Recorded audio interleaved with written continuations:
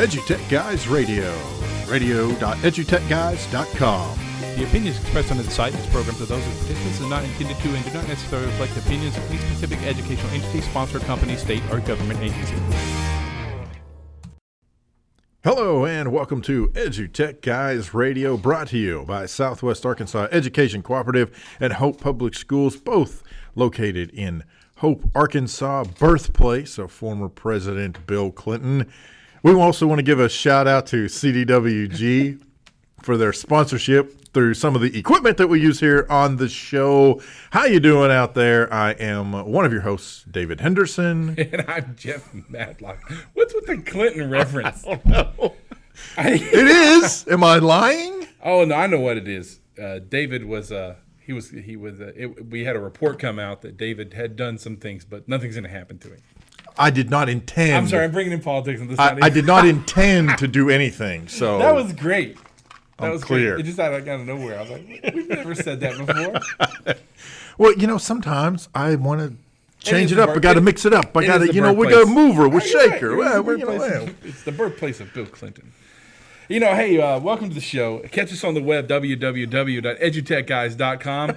Go to the page, drop down to the bottom. You'll find a contact form. You can get in touch with us. Ask us all kinds of questions. You can also hit us up at radio.edutechguys.com, which will take you to our Mixler page. If you log in at Mixler, you can jump into the chat that we have going on live there, which is built into our broadcast. You can also catch us on Twitter, twitter.com/edutechguys.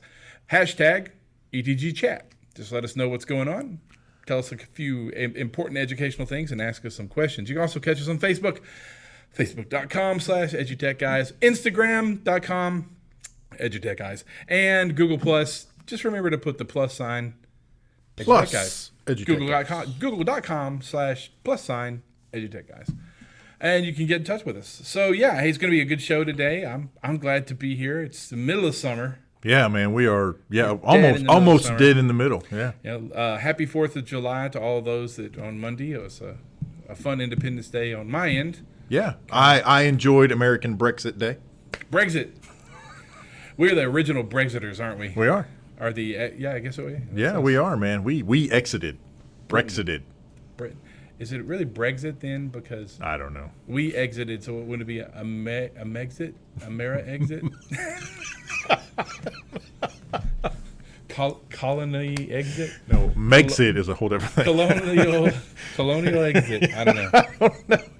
You have two very I'm about to history. You have two very non-history folks attempting to assign slang and made-up hashtags and terms to historical things. You non-history people. Yeah, we are. That's not good. That's. Fortunately, we can't get fired from this job. So. That's true. We just lose listeners. Oh, there went one. Well, cool. Hey, the summer is winding down and right in the middle, but now we're on the downhill side of it, I think. Yeah. At the end of next week, we'll pretty much be a month away from most schools starting back to school. Yeah, boy. Yeah, so next week's show, I'll say, hey, we're a month away from school starting out. I'm really dog walking this one. I don't know where you're going. I don't know what's up with you, man. So today on the show, David's done a lot of great research and we take turns. It's kind of a tag team thing. So anyway, and this one, the first thing we're gonna hit. Actually, I didn't have to do any research. One of our good friends and regular listeners, Mr. Mark, he reached out and shared with us the Digital Public Library of America. They've got a video of a program that talks about how to use the Digital Public Library resources in classrooms, and we'll share that out with you here and let everybody follow the link and check it out. And now I did not watch the hour-long video, but what I did was glean from it several points, but one of them really jumped out, and this is the one that I decided I wanted to share with everyone because I think this is I think this is just crazy cool. So if you go to the Digital Public Library of America, and it's got a weird address, so it is dp.la. That's the address. So dp.la. If you go out there, it's a digital public library, so you can search for whatever topics you're looking for. So you could search, I don't know, whatever, baseball or Constitution or George Washington or I don't know, whatever. So you put in a search term, and like most places you search, right, it returns a whole list of results. But what's really cool is there's a set of icons above the search results, and one of those looks like the little I am here, GPS navigator check-in icons, the little upside down teardrop thing. Yeah. So when you click on that, though, and this is cool, you click on that and it changes over to a map of the United States, and your search term comes up with. Let me back up. When you click on there and the United States comes up, every state has a circle with a number in it. And that number is the number of articles that pertain to that state related to your search. So, for example, I did a search on baseball. And when I did a search on baseball and I hit the United States, it came up and, certain states had, hundreds of results and some had few. Arkansas in the Digital Public Library had 6 results. So when I went and I clicked on the 6 on top of Arkansas, it was there were a couple of players there. There were a couple of old baseball cards, I would say circa 1909, somewhere in there. There was an image there of a woman who was playing softball, and I think that was from roughly 1911 or so, somewhere in there. This off the top of my head, I can't remember, and I'm not looking at it right now. But to me, that is one of the coolest resources. I think that would be awesome in the classroom if you had students researching different topics. And so they went out and they did a search, and then they clicked on the locator icon to pull up the map. Then they could find resources specific to the state you're in, or if you want to incorporate whatever they're searching for and other states. Well, now you're getting a whole geography lesson involved with this as well. I just think the potential for a classroom teacher to use this in their classroom is off the charts. I mean, it is so cool. It is pretty cool. So cool. It'd be interesting to build out the exact lesson plans and to take a look at it. Yeah. Because that would be one that would be pretty interesting to figure out. Yeah, it's very cool. And they have a lot of resources. Again, that's dp.la. They've got a lot of resources on there for teachers, for parents, for anybody who wants to go out and check out the resources that they've got at the Digital Public Library of America. The Digital Public Library of America. Cool. Yes, very cool. Well, that's a great one. So a very special shout out to Mark who shared that with us. We appreciate it, man. He's always throwing stuff at us, and sometimes I remember to actually talk about some of it. I usually see it after the show, and I'm like, oh, yeah, that would have been great to talk about. Yeah. Oops. How do we miss that? I dropped something. Oh, Sorry. There Excuse you go. me. Drop on it the air. Drop it like it's hot. So let me get past that. So I see here you have something about so let's jump into this one. This is going to be a great discussion. All right. So Vanessa Monterosa. Yes. So Twitter handle at EdTech_FTW asks the question: digital tattoo versus digital footprint, which is the more appropriate term. Right. So let me set this up, and then I'm going to let you run. Me. So essentially what she's asking is which of those two terms is actually more appropriate for what happens when you are leaving your mark online. And her point is that for her, she thinks digital tattoo is a better description, because if you think of a tattoo, an actual tattoo, once you get one of those, it's very hard to get that off of your body once you've already got one.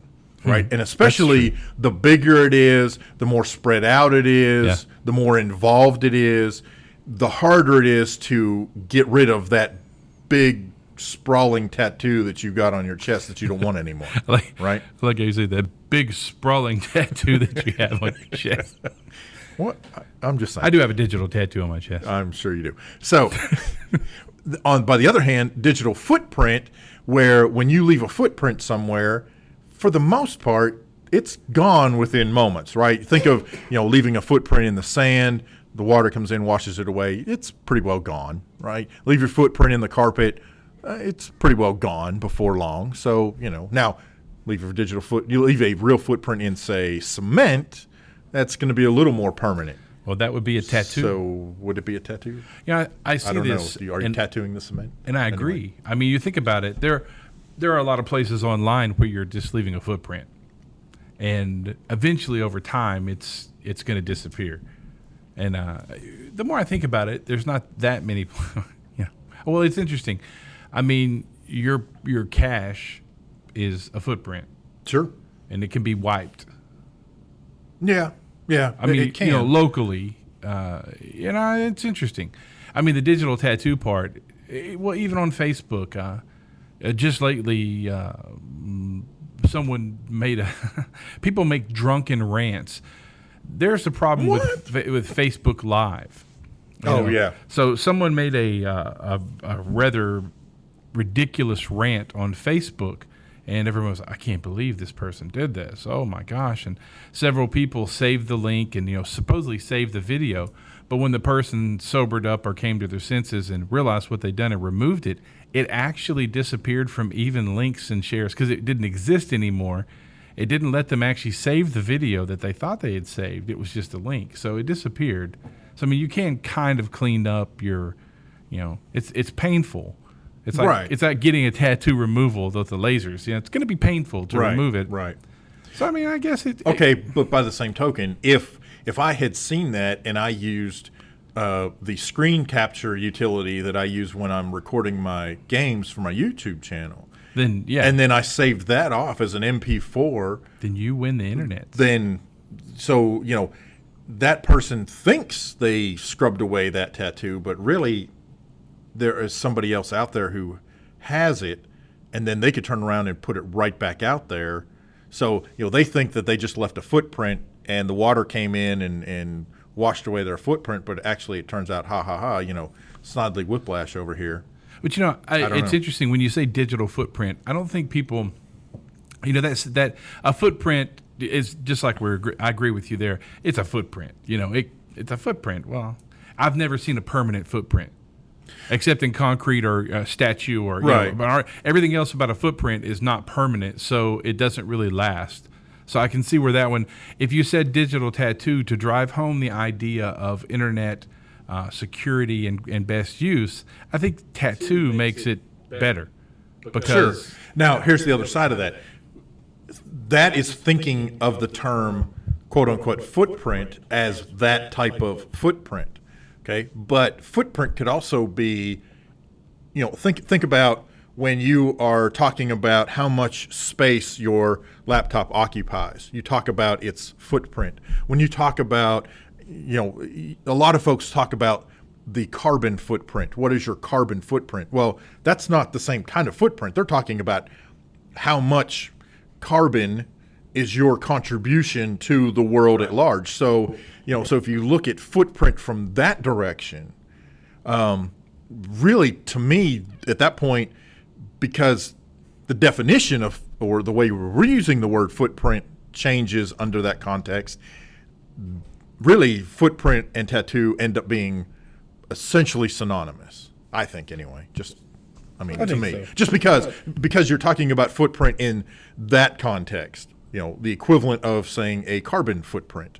Your carbon footprint. Well, and I don't know. I guess maybe the more we think this through, your carbon footprint can definitely change, depending on what actions you take or, frankly, how much you believe what's being said. But I think the same thing could be true of the same type of footprint digitally. If you're talking about how much space you take up digitally.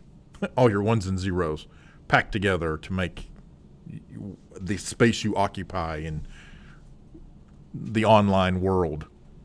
I don't know. That's I hadn't really thought of it that way until we started talking about it. So, It's also in context. I don't know why Vanessa Monterosa decided we should change the term, but the context. If Yeah, I have no idea. I mean, that was the tweet. It really was. Which one is a better term? Okay. The context matters, because if I'm talking to kids and I say a tattoo to them and a footprint, that's completely two different things to a kid. Exactly.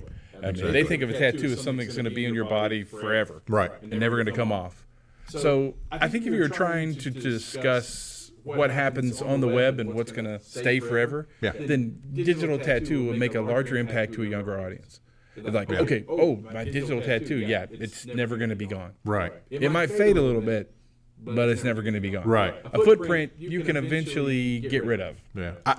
I like that analogy. And I mean, I really love the visual of that. It may fade, but it's not really gone. You know, because even when you get a tattoo and you have it removed, it's the remnants of what was there is still, at least from the folks that I've seen who have tattoos removed, you can tell something was there. You know, you can't, you know, the exact tattoo is gone, and you can't, you know, whether they try to change it with something else or they, you know, try to do some kind of skin grafting type thing. But, you know, if it was on my upper arm and I showed it to you, you'd still be able to tell that at one point there was something there. So digitally, you know, even if you know, digitally speaking, would that be a similar situation? You know, some of the things that you think you've done a good job of erasing that digital tattoo, actually there could still very well be remnants of it. Yeah, I don't know. I like that visual that you came up with. That was cool. I think that's and it, like I said, context. If you're trying to make people understand that this is never going away, it's going to be here a long time, then I can see why we would use that in that context. Yeah. Hey, listen, we're going to take a quick break, catch a little music. We're trying to change around the format of the show. Yep. And this is a Nick C. Song we like to play from Nick. This is from his new album. Check him out, Nick C, NIKSEA.com, NickC.com. This is Completely Yours. We'll be right back with some more EduTech Guys.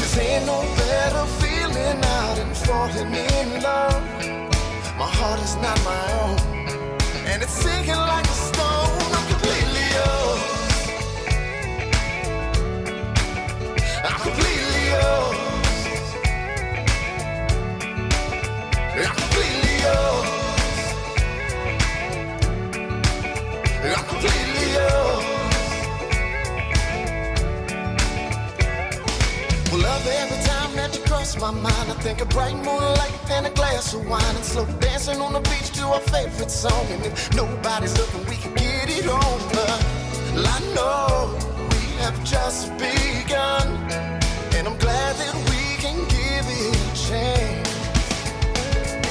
'Cause ain't no better feeling out than falling in love. My heart is like a stone. My heart is not my own. I'm completely yours. I'm completely yours. I'm completely yours. I'm completely yours.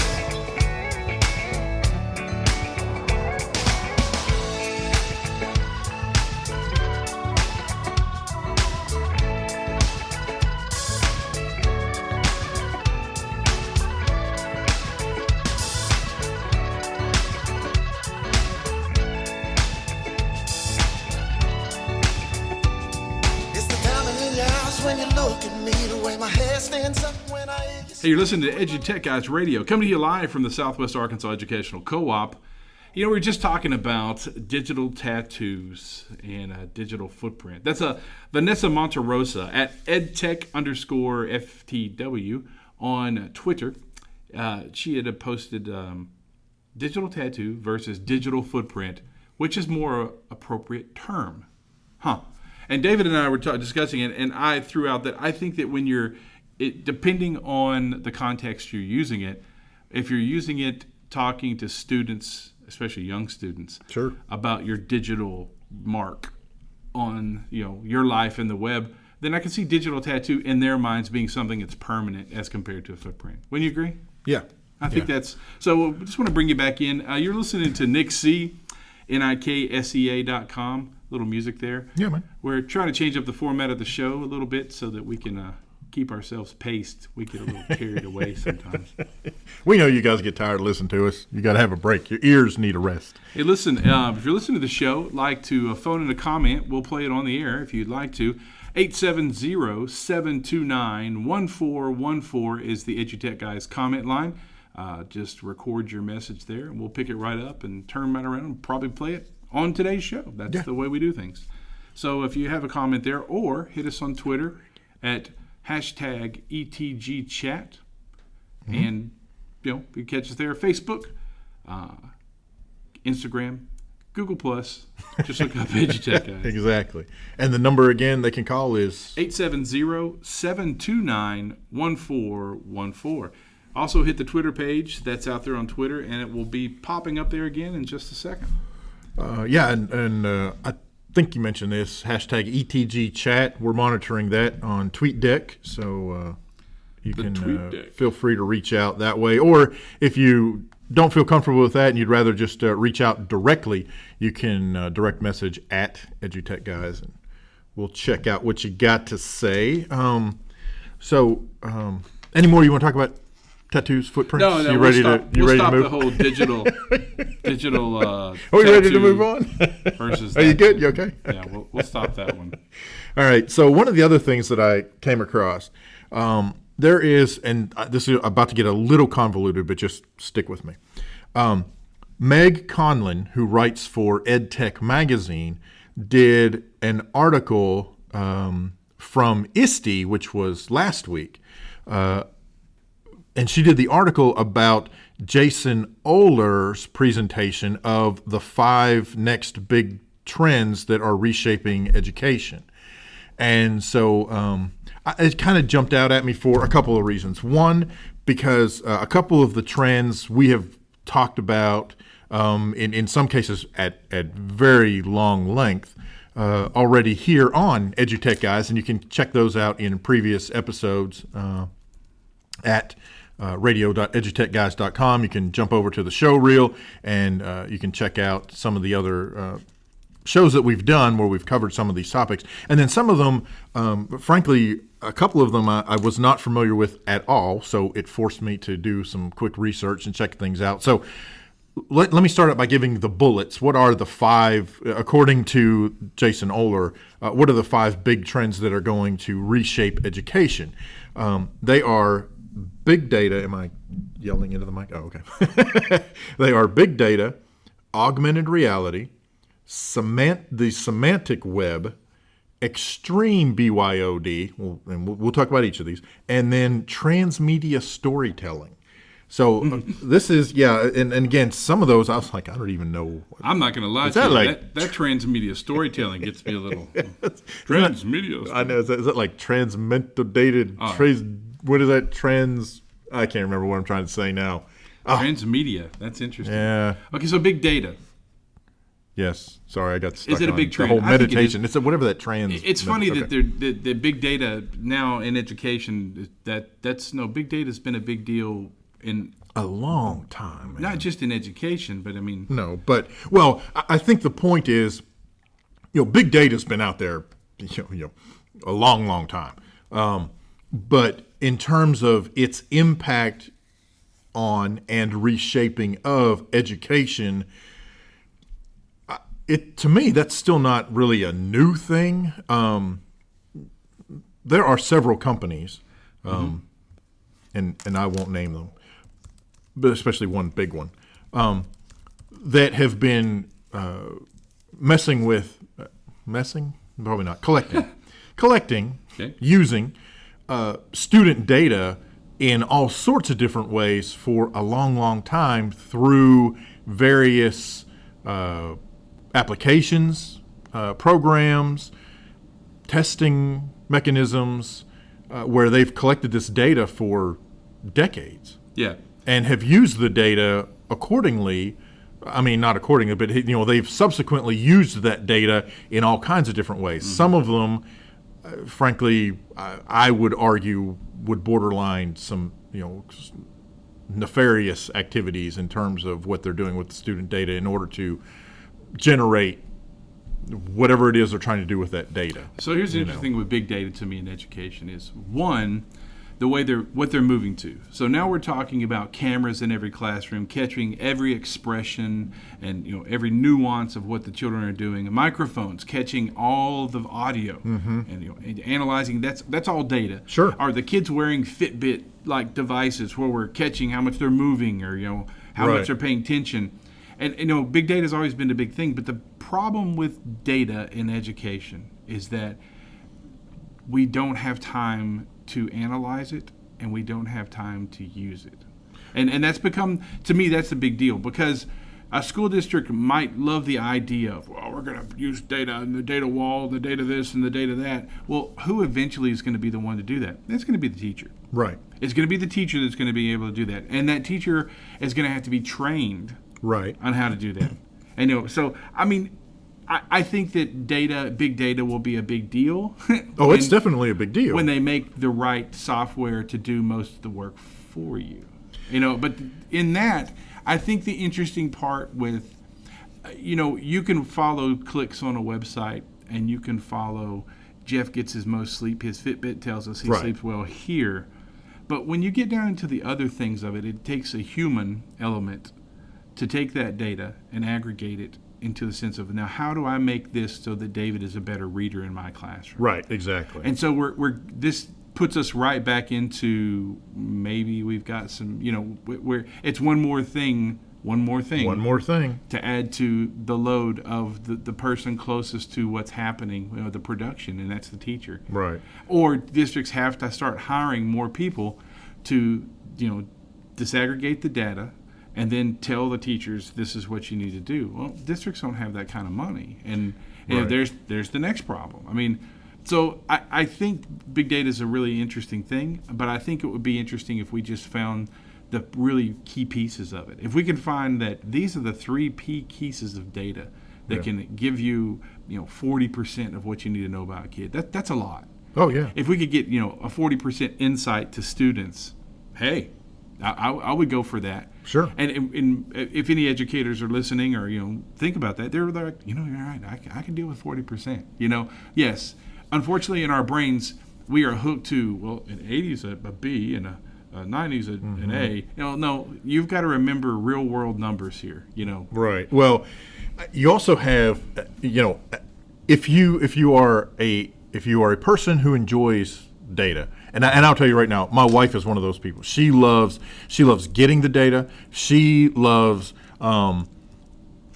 analyzing the analysis of data, right? Mm-hmm. So she doesn't necessarily enjoy analyzing the data, but once it's been analyzed, she likes to take that and analyze those results. Sure. And then she's the type of teacher who takes that data and says, oh, these particular students are, I know they're behind in XYZ, but now I see why they're behind in XYZ. And she will use that to her students' advantage.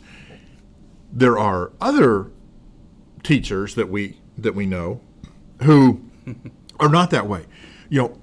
Frankly, if I were a teacher in the classroom, it would be hard for me.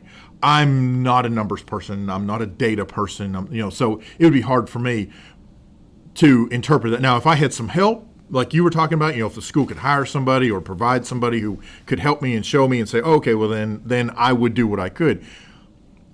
However, a further step removed, sorry, but there are people out there. There are certain educators that they have whatever the biases are. Well, I know I know that kid. He was so and so's brother, and that's so and so's son, and so this kid, you want to know why they're not a good reader because their dad's a no good such and such. No, Right. come on. But that is how they see things. Right. So I'm curious as to how when you've got data, and even when it's presented, well, heck, I mean, you see this even outside of classroom. When data is presented, and there's no denying this is where the data sits. And by the way, here is a path to resolving the issue that the data shows the student is having, and yet the walls go up anyway. Go, no, that's not it. I'm not doing that. Right. I think that's why, that's where I was getting at. I think that when data is presented, and I think this is the move that I see. This is the move I see in data. And you're exactly right. Individualized pinpointing of David, this is his issue. That's hard for people to buy into. Teachers, it's hard for them. But I think if we say stuff like, well, we have the data for these sixth grade girls do better in math after exercising, or these boys do better, these girls do better and boys do better in lab, and the boys are bored in lab, and we have this data to show that when boys do this, and we start making kind of a broader, using data to help us back that kind of stuff, like the boys do reading better in the morning, and they read better when they're equally mixed with girls. If it's all boys reading, they don't read as well. I think that if that's the way, and I think that's the trend that we see, is that that's the way it's moving. Big data used in those senses. Yeah, I could definitely see that. And I think absolutely, if we could push that more, and it's easier for a school. If I bring in all the teachers into junior high, 7th and 8th grade, and I go, great, here's the 10 things we found. Girls read better after exercising. Boys work better in mixed groups when they're reading. Blah blah blah. Right. And I can do 3 of those right now. Right. I'll just put those down. Right. I can make sure that happens, and I think and that buys them into it. And so then down the road, when you come in and go, hey, listen, we've been monitoring the low performing students in your class. Right. David needs this, Jeff needs this. Right. They're going to buy into it because, I've seen that. I've seen this happen with the group, yes, and now exactly. I think I could buy into that. Exactly. Well, let's jump in. So the next bullet point in that, the Jason Ohler's 5 big trends is augmented reality. Right. Well, which has been beat to death. But and yet we're going to bust out the whip. And actually, I don't think we really do have to get out and beat this one to death.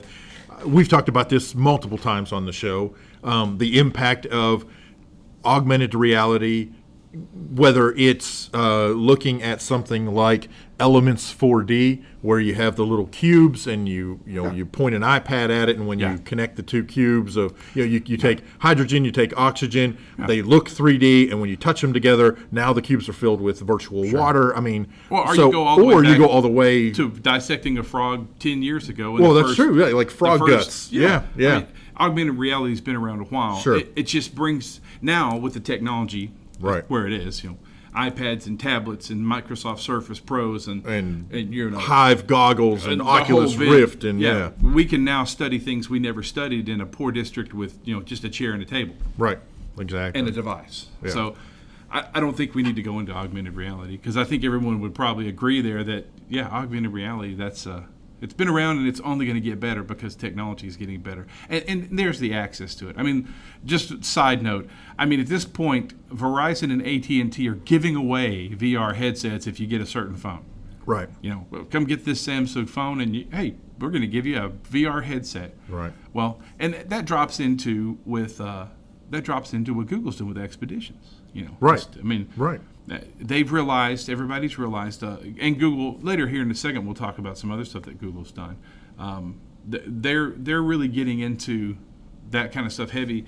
They were doing so with project blocks. Remember that whole project they did where it actually had the blocks that were, one would be a power, one would be an action with arrows, and you lock these blocks together, and it would do the programming at the same time. Right. So I think that's a given. I think we're seeing that happen. Yeah, what was the next one? All right, so the next one is what's being called the semantic web, or Internet of Things. yes, exactly, the Internet of Things.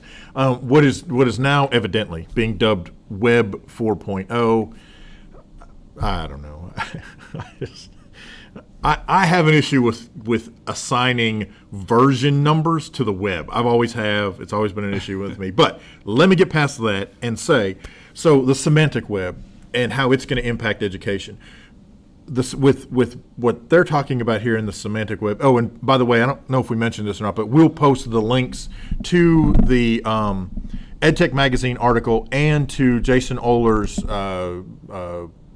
presentation page from ISTE when we get done with this, or at some point. So anyway, with semantic web, that really is the Internet of Things. It is everything being interconnected and tied to each other, and so you have students who have an Android device that's talking to the oh my gosh, what's the name of the goofy little computer? Holy cow. Raspberry Pi. Thank you. I'm like, oh my gosh, how did I forget food? So you have, an Android talking to a Raspberry Pi that's making this robot do this, that's connected to, this web portal that's out there doing this and doing that. And, so everything is all interconnected.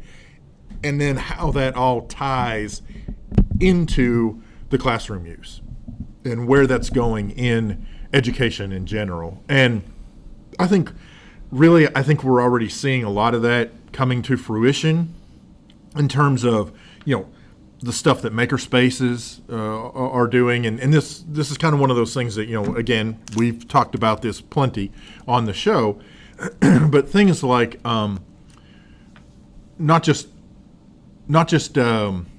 electronic digital content in terms of makerspace, give somebody some scissors and some thread and some material, and guess what? They can make. But with this semantic web, with everything being connected, the Internet of Things, now you've got somebody who's making, like Ginger Lumen tells the tale of that girl who made a headband that's got sensors in it, so that when that person who has leukemia is having a fever and they either don't know they're having a fever or they can't express that they're having a fever, it glows red based on the temperature of the person's head, or whatever other environmental issues, if they're cold, if they're whatever. That to me is where that whole interconnected thing comes in, and I believe that makerspace is helping with that. Yeah. Get things connected that you wouldn't necessarily think go together. I agree. It's interesting because, what's the number like by 2020, 20 billion devices will be, Yeah. But, I think it's interesting because when most of us think about connected, we think, well, it's a cloud, it's Wi-Fi. Well, no, it's also Bluetooth, it's Right. Zigbee, NFC, RFID. Exactly. I think we forget what's connected and what the kids know is connected. Right. And what we can use in education. Yeah. Once again, the hurdle that we hit here, that ISTE and FETSI and HISTE, all the E's. All the E's. Yeah, what's the E's out there?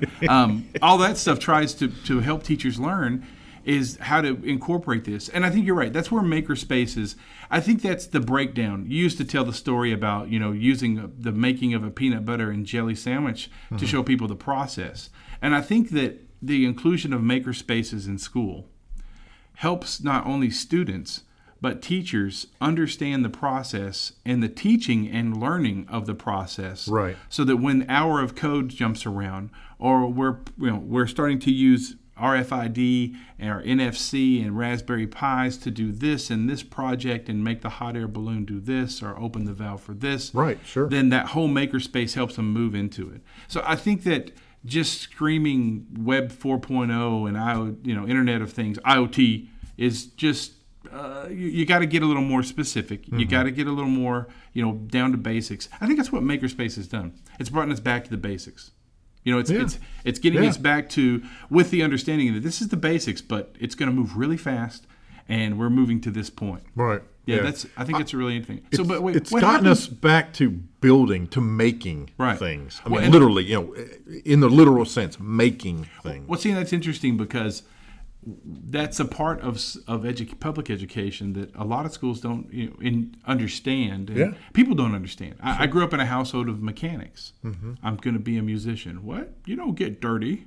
Right. You don't come home greasy and tired from being a musician. How can you fix things? But that's just it. Right. It's the same thing with you do what? You sit in an air-conditioned room, you have a cereal bar, and you code all day? Right. Yeah. How do you make things there? You're crazy. Yeah. See, so I think that's the interesting part of what's happening. But I do have a question. What happened? I didn't see Web 3.0. Did it fly right by me? Yeah. Okay. No. Okay. So in the vernacular of assigning versions to the web, essentially, Web 3.0 is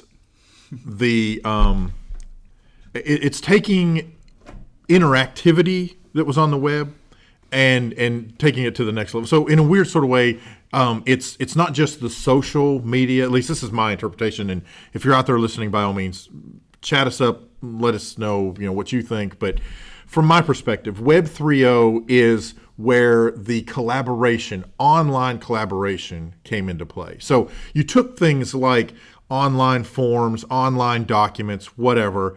Okay, so you've been able to do that for a while, whatever. So then what Web 3.0 actually did was take those pieces and parts and combine them so that not only can I create an online document, but I can invite you in and we can work on it, not only work on it together, but together at the same time.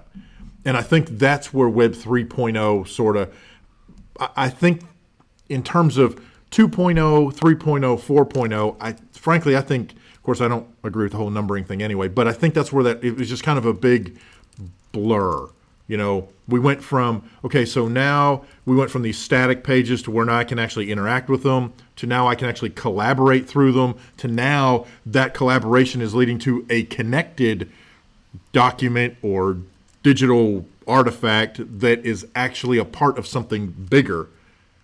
And I think that's where, in a nutshell, I think that's where 3.0, it was the collaboration piece and the bringing together of separate interactive kind of quote unquote Web 2.0 pieces, where you bring those together to make it something more. That was kind of the three. That's cool. At least that's my take on it. I believe you, because I'm easily swayed. I think we're going to take a really quick break here, drop out to a quick musical. This is Nick Flora with a song called Kick and Scream. You might recognize some of this tune. Be right back with EduTech Guys.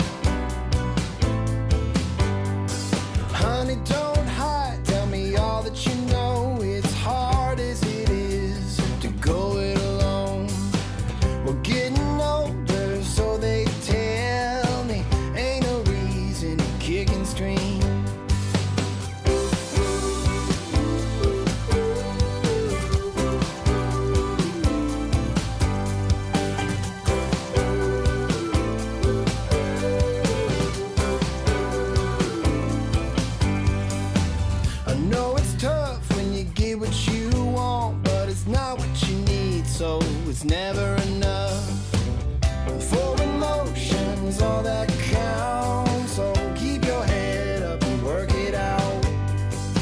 Keep your head up and work it out. I've been in a sea of heartbreak. I've been lost on the side of the road. I've been lying in a bed of mistakes. It takes time to see the ways we went wrong. So don't be so hard, we haven't known ourselves that long.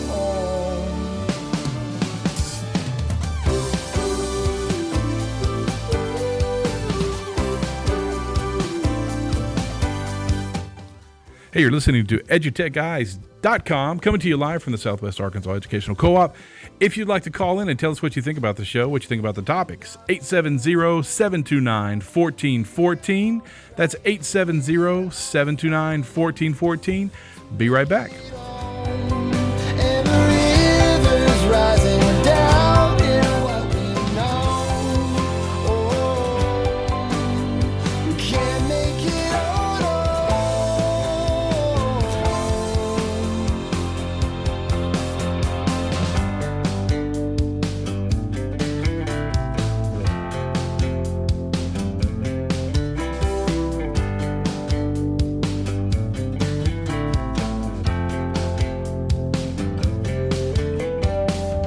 Keep fighting, keep growing.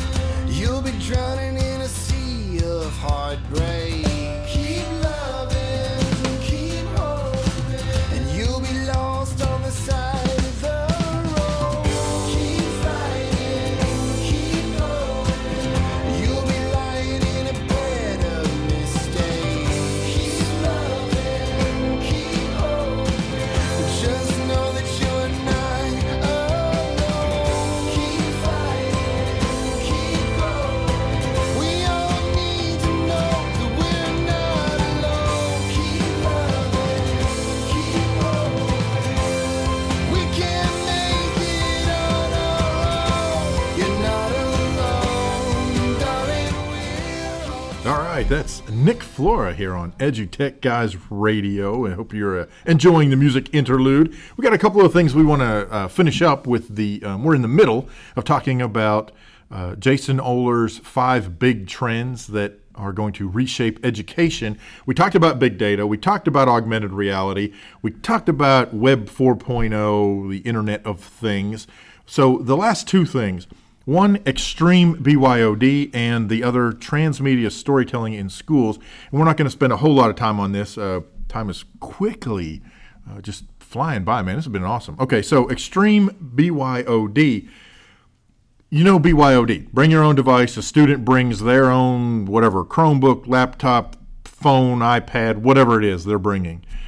With extreme BYOD, it's not only that the student brings that device with them, but that they are allowed to bring whatever other pieces, parts, whatever they want that come with that. So my thinking is along these lines, to keep it simple.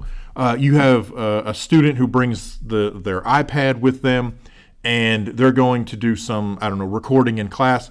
They happen to have a Shure microphone with the lightning cable. Right. They plug it in, and guess what? It's not just the iPad that they brought from home, but it's also the microphone. Or they bring the Apple Pencil to art class, or they bring Exactly. the VR headset for Yes, this. yes.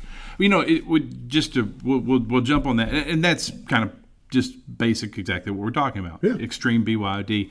But I've been talking a lot with my superintendent and others about this, and I think we're at the point where BYOD is the answer. And the reason I think it's even more of that is because the availability of it and the ability to afford it. I was a band director for years. Sure. And when we start 6th grade band, we bring the kids and they get to try out all the horns. And then the band company that's there, the local band company or whoever is there, the band shop or the music store is there. And they have the ability for parents to rent horns. So my son wants to play trumpet. Well, that'll be $21 a month. And if he doesn't make it through 6th band and he hates it and he's going to play football or something else and he doesn't want to do it, then you've been making the $21 payments. Just give us the horn back and we'll see you later. Exactly. And not only is it ridiculously affordable, in the long run, by the 10th grade, the horn's probably paid off. And Sure. so you now own a horn. So I think that's where we start to look at. People say, well, technology changes too quickly. Really? I've got an iPad 2 still in the classroom. Right. So I would beg to differ. And, sometimes in education we throw, well, we're going to talk about chopping wood today. So each one of you at the district has bought a $1,200 Husqvarna, 3-foot super chainsaw. Right. Sometimes we say, well, we're going to need those for growth. Well, how many schools can say, well, we actually did grow? No, we didn't. Right. I mean, I think BYOD also gives a buy-in for the parent. That to me that's one of those things. Well, you need to keep up with that. Right. Because, I mean, as long as the district says we need a device that does this, this is your list. There's not 64 crayons in a box and Right, erasers. right. Now, this is what it needs to be do. So we don't care what device you buy your child. If you buy them a $2,000 device or you buy them a $20 device, as long as it does these things, Right. we're good with it. Yeah. And and if a district could help provide, well, this company's coming on Thursday, and they will have these devices that you can rent for. I can get a Chromebook for $8 a month, Right. or I can go and I can get an iPad Pro 9.7 256 gig for $180 a month. Well, yeah, or whatever. And that's life. Right. That's why some people Right. drive small cars and some people drive big cars. Exactly. So. Exactly. Cool. Transmedia storytelling. All right. So essentially, what this means in plain English, in terms of the terms here, transmedia storytelling is taking a story and telling that story across multiple types of media. So it could be where it's involved with I don't know, maybe you have a bunch of students working together and there's a Google Doc, and and the story is also being told or continuing through I don't know, maybe a video that's posted on YouTube or something. You're using multiple types of media to get this story out, and in some ways, that's already being done, especially in the private sector. You see a lot, and it can be something simple or I would say as simple as you've got a company who's posting tweets about, I don't know, some new product that's coming out that they're telling a story about, and at the same time, there's different content related that's going out on their Facebook page. Oh yeah, and by the way, we've also got a handful of 30-second YouTube videos that also tie the whole thing together, so that when the whole thing comes together, it's telling a single story. We've already seen this in commercials on TV, where the commercial comes on, it plays for a little bit, and at the end of the commercial, they say, "Go to such and such car dealership."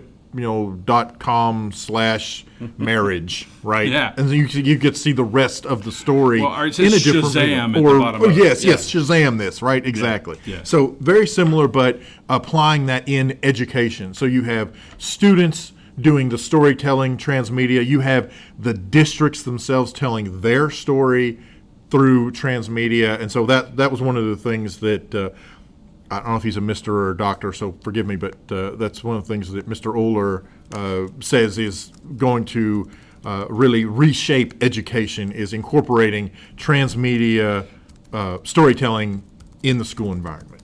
Cool. So there you go. Well, boy, today has just flown by. Yeah.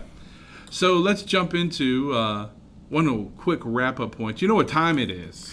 It's time for the Google App of the Week, Tip of the Week, you're something. You're getting better at that. I was close, and then I really close. flubbed the words. So this is all you, baby. This is all me, baby. Okay, so I just wanted to do something goofy and light and kind of fun, in terms of what to do with Google. So a couple of things you can do with Google image search. If you go to Google and you search for Atari Breakout, and just that's what you type in, Atari Breakout, tell it to search, it will do it, and then again, make sure you're doing an image search. It will return the thumbnails from the image results into an Atari Breakout game, and you use your mouse to move the platform back and forth at the bottom, and the ball will bust out the different thumbnails. It's a breakout game. Fun. So, yeah, very cool. I found a couple of oldie but goodies. One, in a Google search, you can type "do a barrel roll," and it will rotate your screen all the way around. And then you can also do askew, ASKEW, askew, and that will make your screen, well, askew. It'll make it whomperjawed, as they like to say down here.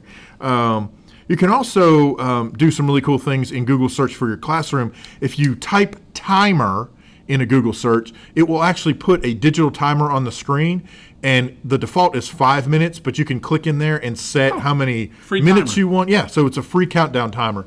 In that same box at the top, there's a stopwatch feature, so you can do the opposite. So you could tell it to start and it would count up. So a couple of Google tips that I thought were kind of fun and different and, I don't know, kind of cool. So yeah, there you go. That's your Google Tip of the Week. Yeah, you're getting better at that. Thanks. Yeah, congrats. Hey, listen, I did want to give a shout out. While we were talking about extreme BYOD, one of the listeners had chatted in and had said, so what keeps the stuff from getting stolen? And the only problem is the teacher buy-in and training to be multi-platform. And what does that look like? And I responded hey, that's not our stuff. It's no different than, that's where the buy-in comes in handy. Mom, someone stole my colors. Yeah. Okay, well, where did you lay them down at? Well, I laid them down on the playground, or I laid them down at the bus line when I was getting ready to leave, and someone took them. Well, why did you leave your $800 iPad laying down and you didn't keep it in? I mean, that's one of those things that, yes, I see the issue there, but the thing comes down to learn to keep up with your stuff. Scratching my elbow. Sorry about that. The other thing is that the teacher buy-in. My answer was, well, with the Internet of Things, it's supposed to be a common platform. We're getting there. The other part of it is that I don't think the teacher has to worry about the device. I think the teacher has to worry about the output, the product. Right. That's all the teacher needs to worry about. This is the product I want. Now, and there's the beautiful part of it. If a parent and a student choose an Android device or a Microsoft device or a Google device or an Apple device, and the teacher says, I need this, and these are the parameters that I need, whatever it is, and the student produces that, well, then that student is building their relationship with the device that has been chosen for them, or they help choose with their parents, right, that is going to make them, more adept at using that device. I don't see schools getting rid of everything. I see still schools. To me, BYOD extreme means that it would be great if a school had a massive Microsoft lab and a massive Apple lab and a beautiful Chromebook set, here and there. So the students had their devices, but they could also at any time get experience on these other devices that they would be using. Well, and I think along those same lines, I think you're always going to have an issue with buy-in. Teacher buy-in, heck, some student buy-in. I think that's always going to be an issue. And so you have to figure out what works best for your district in terms of helping that buy-in come along. I think things like just BYOD in general, but especially with, say, extreme BYOD, I think what that's going to do is I think that's going to change the nature and the function of what the technology support folks do. Right, we would no longer be running around having to support district-owned equipment. We might be helping students or teachers, for that matter, with these particular devices. Oh, they can't get their phone to work with their virtual reality headsets. Okay, well, they can't. The students having some trouble, so the tech person is going to be there, and that's what they're going to do. It's not curriculum based. It's not. Heck, it's not even district-owned equipment based. It's they're going to help the student figure it out, and I think that's really going to change the nature. Now, I will tell you, and we've talked about this before as well. Real quickly, I had gone up and visited with a district in the northwest section of the state, and they were moving ahead with technology, and the administration drew the line on the floor and said, this is where we're going. If you are not going to come along, here's a package for you. We'll be happy to give you a good reference, but you're not going to be here anymore. And that's the way it should be. And I'm sorry, but sometimes that's what it comes down to. That's what it has to be. And I know that's a harsh, very harsh reality for some folks to face, but sometimes that's what you have to do in order to move forward. Well, and to wrap that thought up right there and wrap up the topic, is that if you don't do it, if a district doesn't make that decision and start making it soon, someone's going to make it for you. Yeah, that's exactly right. And we're going to find ourselves in a much bigger problem. Yes, that is very true. Hey, listen, it's been a great show today.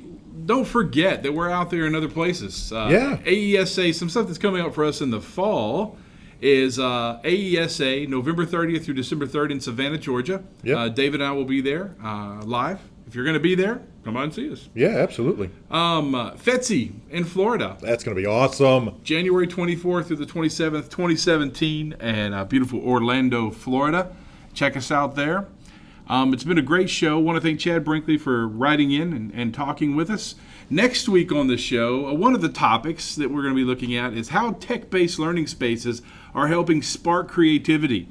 Yeah, think of this. Technology incubators at the school level. We've discussed it Nice. before. Yeah. Should be pretty cool. That'd be cool, man. Hey, listen, I'm Jeff Madlock. I'm David Henderson. You've been listening to the EduTech Guys. You've been listening to EduTech Guys Radio, radio.edutechguys.com. The opinions expressed on the site and its programs are those of participants and not intended to and do not necessarily reflect the opinions of any specific educational entity, sponsor, company, state, or government agency.